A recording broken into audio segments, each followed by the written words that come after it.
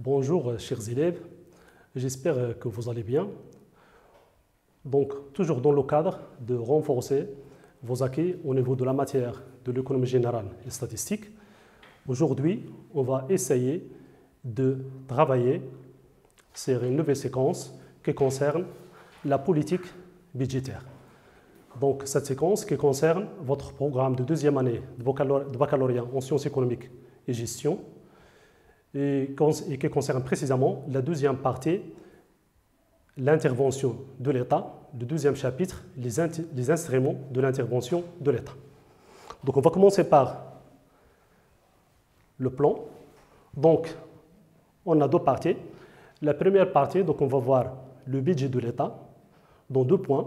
La première concerne, donc le premier point concerne la composition du budget de l'État. Et le deuxième point concerne les soldes budgétaires. Dans la deuxième partie, donc on va traiter la régulation par le budget. Et on va distinguer entre la politique budgétaire de relance et la politique budgétaire de rigueur. Donc, on va commencer par la définition du budget de l'État. Donc, le budget de l'État ou bien la loi de finances est un document comptable par lequel sont privées et autorisées les recettes et les dépenses de l'État pour une année budgétaire.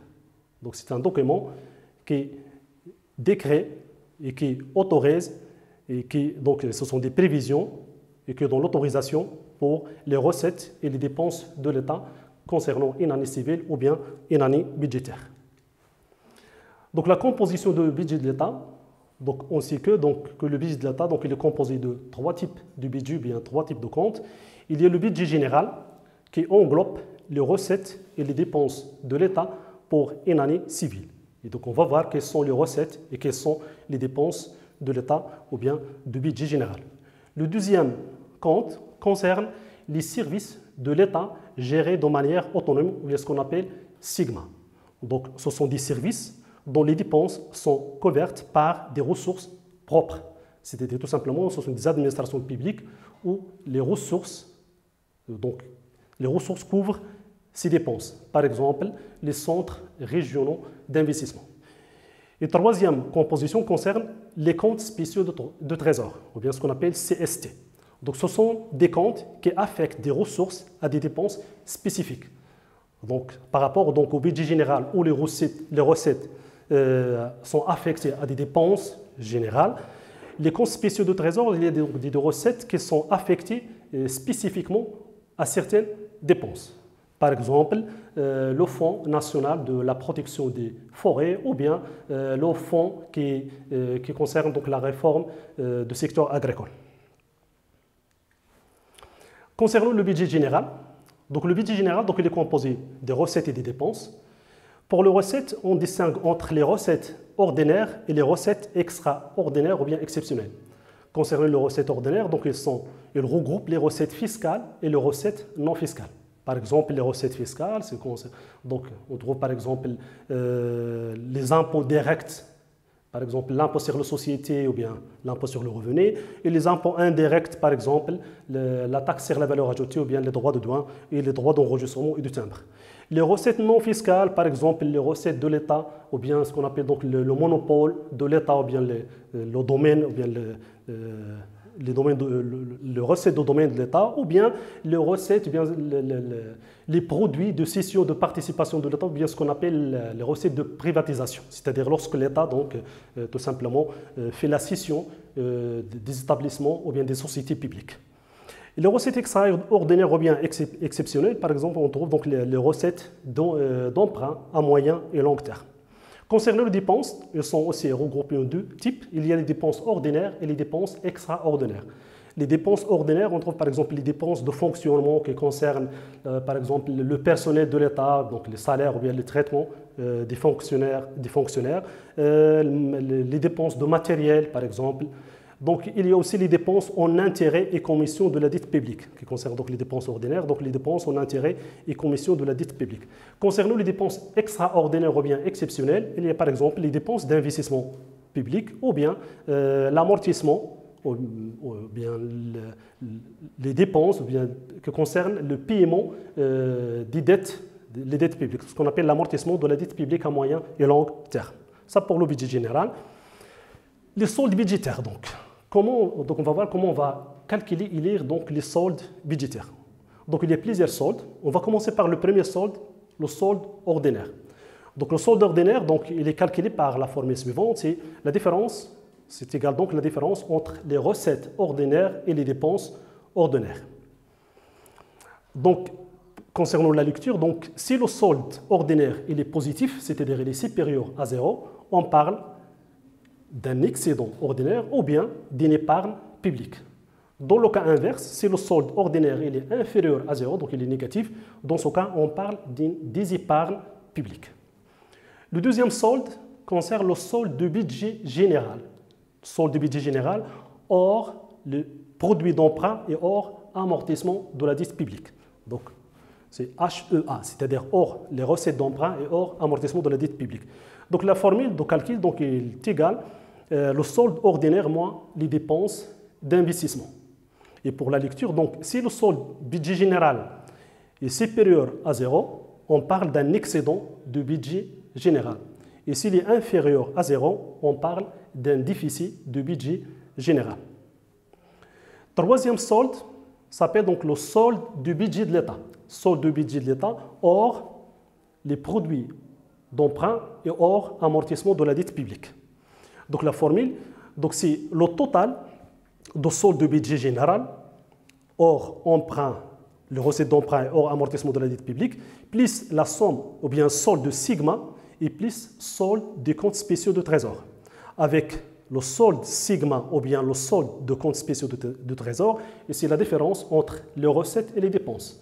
Donc par exemple, le solde sigma est égal les recettes du sigma moins les dépenses du sigma. Et le solde de comptes spéciaux de trésor, la même chose, donc les recettes des comptes spéciaux de trésor moins les dépenses des comptes spéciaux de trésor. Donc pour calculer donc, le solde de budget de l'État, donc on va faire la somme de ces trois soldes.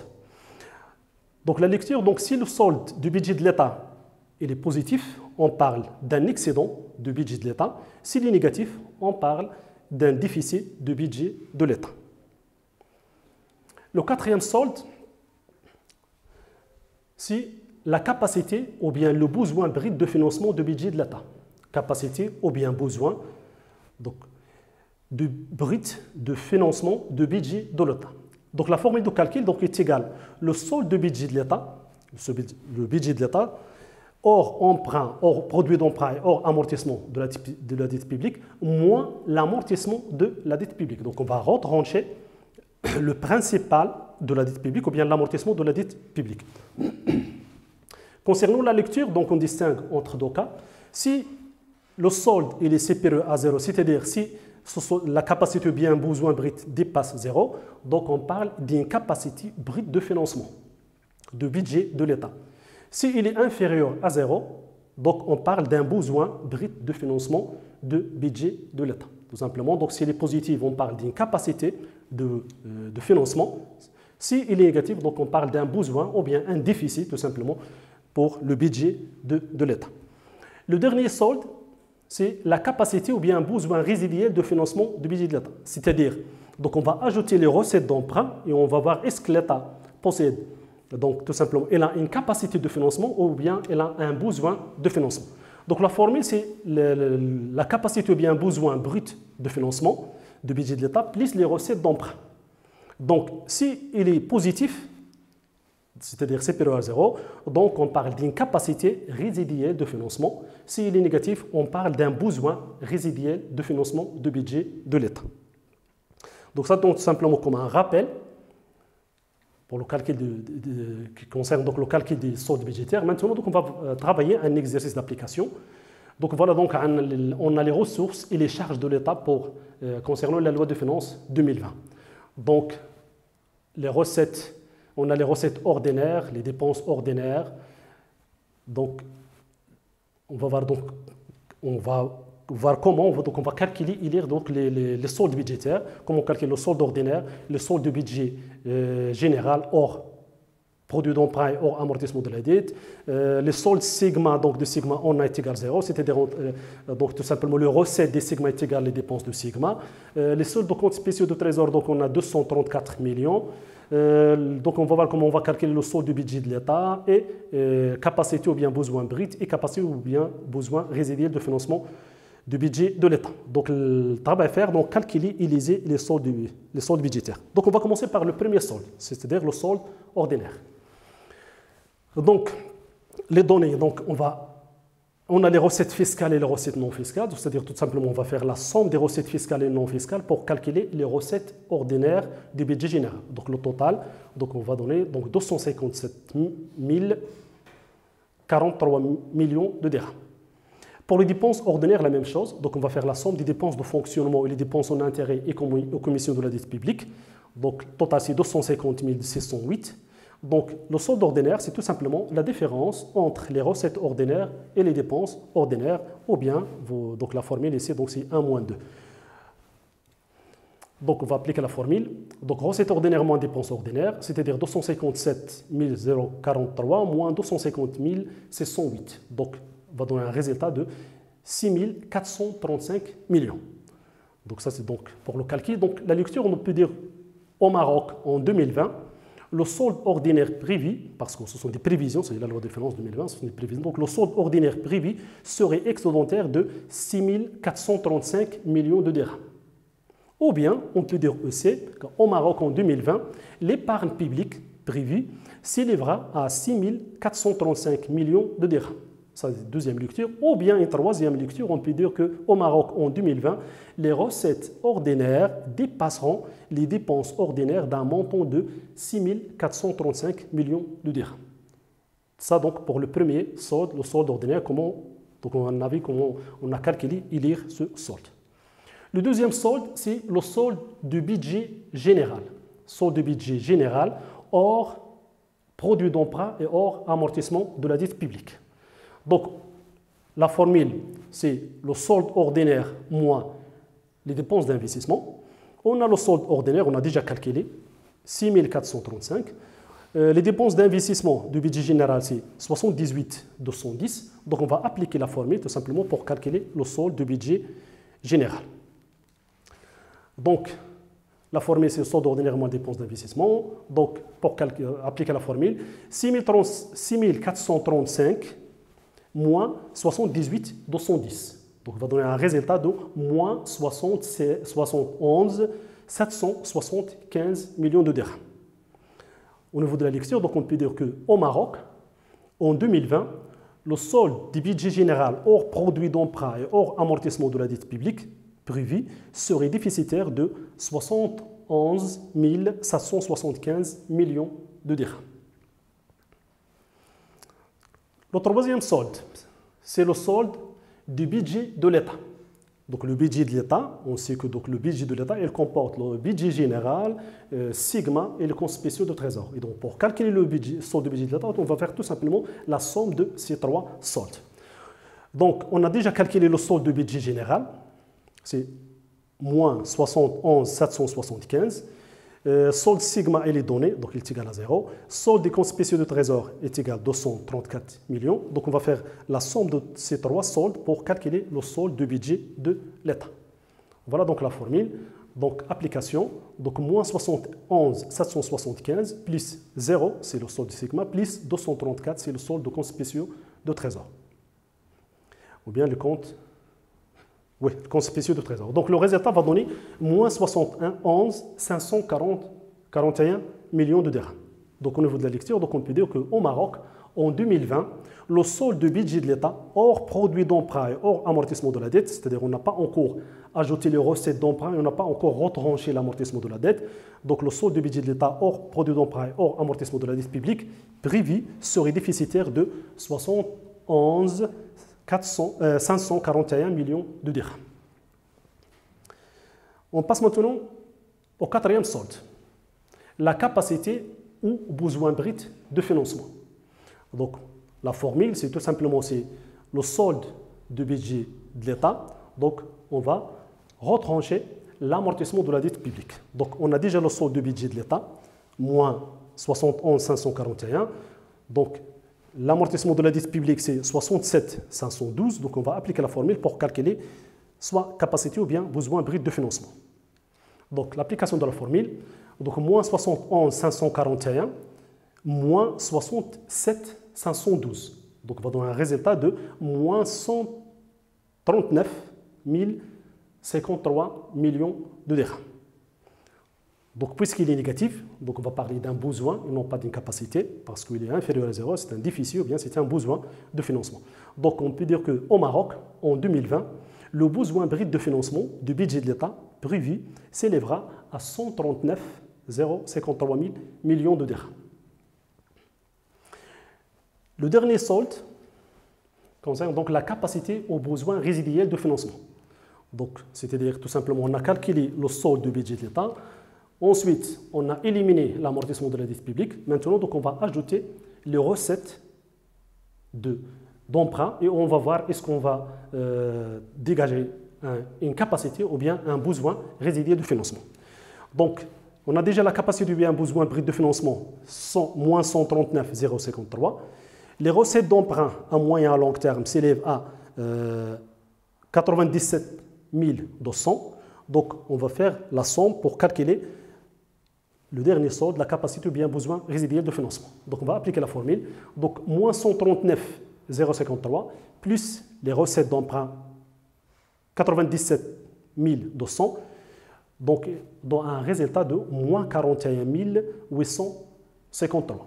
Donc, au niveau de la lecture, donc on peut dire qu'au Maroc, en 2020, donc on a un besoin résiduel de financement, c'est-à-dire malgré qu'on a ajouté les recettes d'emprunt, il reste en cours un besoin de financement pour le budget de l'État. Donc, le besoin résiduel de financement du budget de l'État prévu s'élèvera à 41 853 millions de dirhams. Ça donc concerne la première partie. Donc on a fait un petit rappel concernant donc la composition du budget de l'État. On a travaillé un exercice sur le solde budgétaire. Maintenant, donc, on va passer à la deuxième partie qui concerne la régulation par le budget. Mais avant, on va commencer par une petite définition de la politique économique.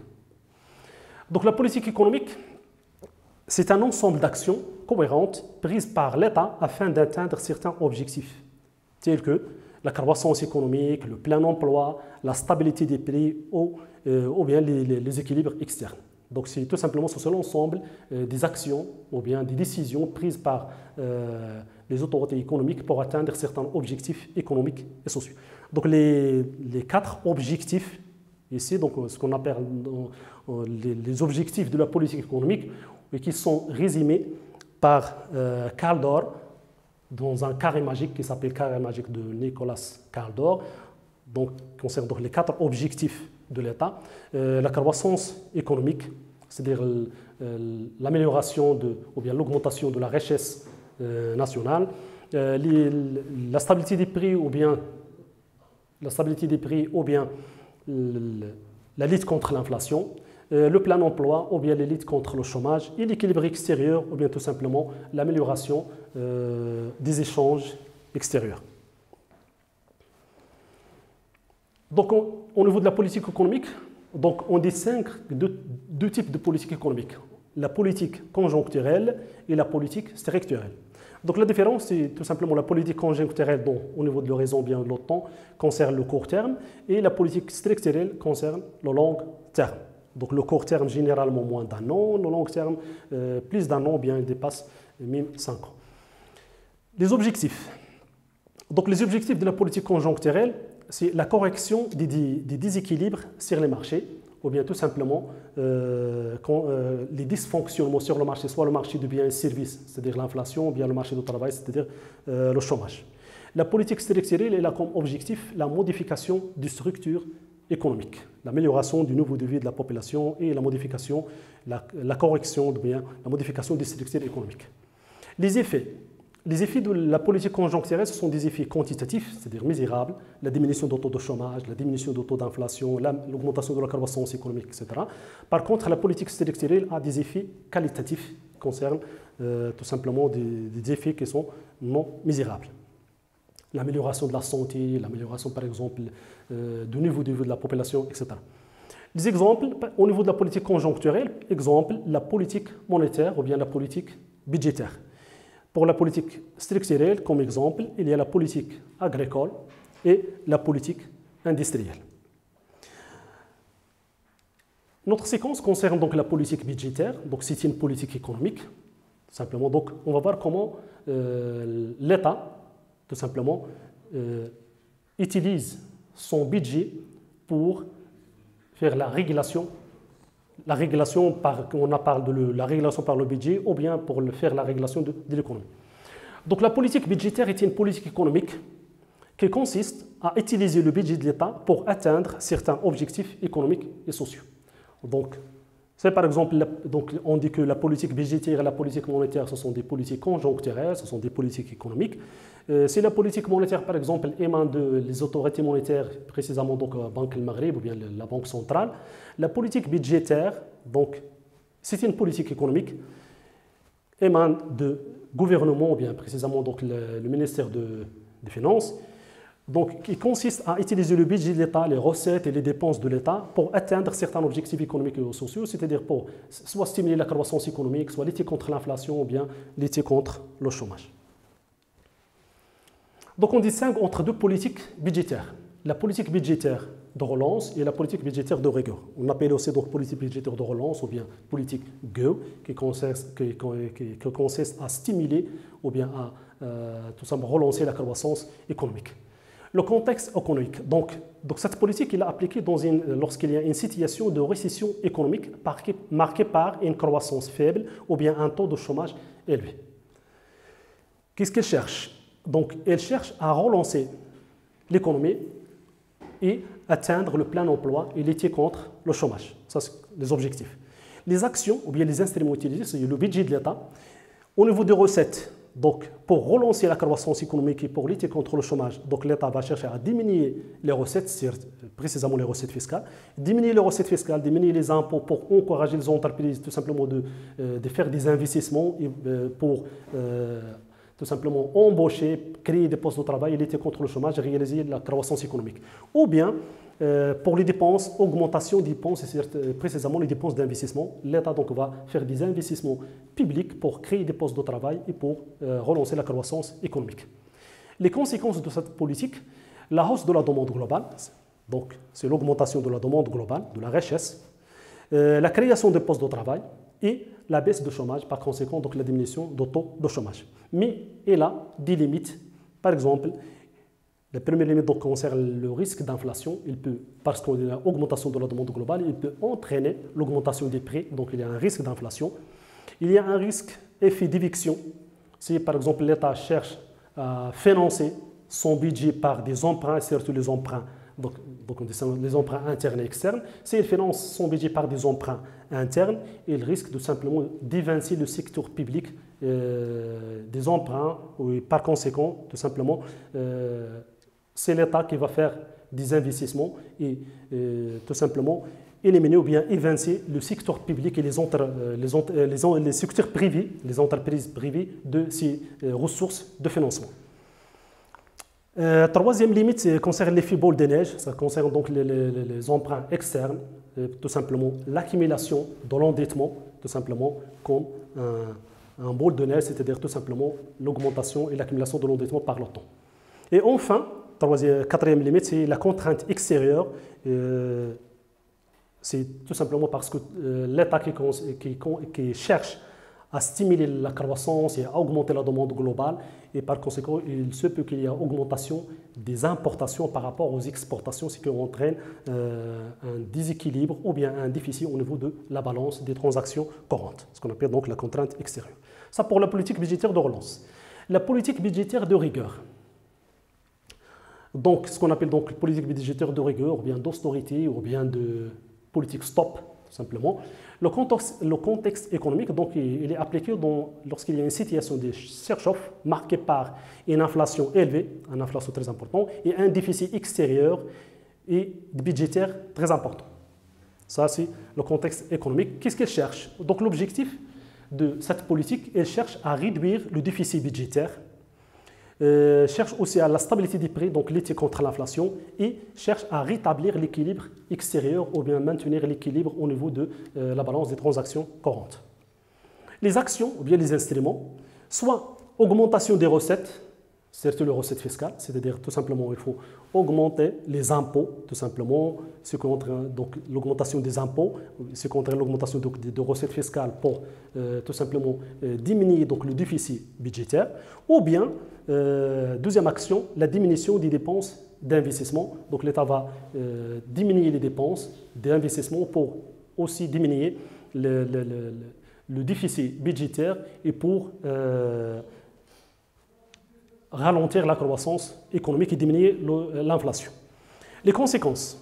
La baisse de la demande globale, c'est normal, donc il n'y a pas des investissements, il n'y a pas donc des motivations aussi au secteur privé pour faire des investissements parce qu'il y a augmentation des impôts. Donc, ce qui entraîne donc la baisse de la demande globale. L'équilibre extérieur, c'est-à-dire tout simplement donc l'État cherche donc de diminuer les importations et pour rétablir donc l'équilibre extérieur. L'excédent budgétaire parce qu'il y a augmentation des recettes et une diminution des dépenses qui entraîne tout simplement soit un équilibre au niveau du budget ou bien un excédent budgétaire et la maîtrise de l'inflation parce que l'État donc il a diminué la demande globale et par conséquent donc les prix vont diminuer. Mais il y a des limites. Donc première limite concerne le risque de chômage. Donc il se peut que parce que tout simplement la demande globale diminue. Donc il n'y a pas de création de postes de travail, il n'y a pas des investissements et par conséquent, donc, il y a une augmentation dans le taux de chômage. Deuxième limite, la pression fiscale, parce que tout simplement, il y a augmentation des recettes fiscales, c'est normal, donc c'est qu'il y a augmentation aussi de la pression fiscale. Ralentissement de la croissance économique, parce que tout simplement, l'État ne cherche donc pas de stimuler la croissance économique. Donc, il a diminué les investissements, il y a une pression fiscale, c'est-à-dire tout simplement, il n'encourage pas donc, le secteur privé aussi de faire des investissements et par conséquent, on va voir un ralentissement de la croissance économique.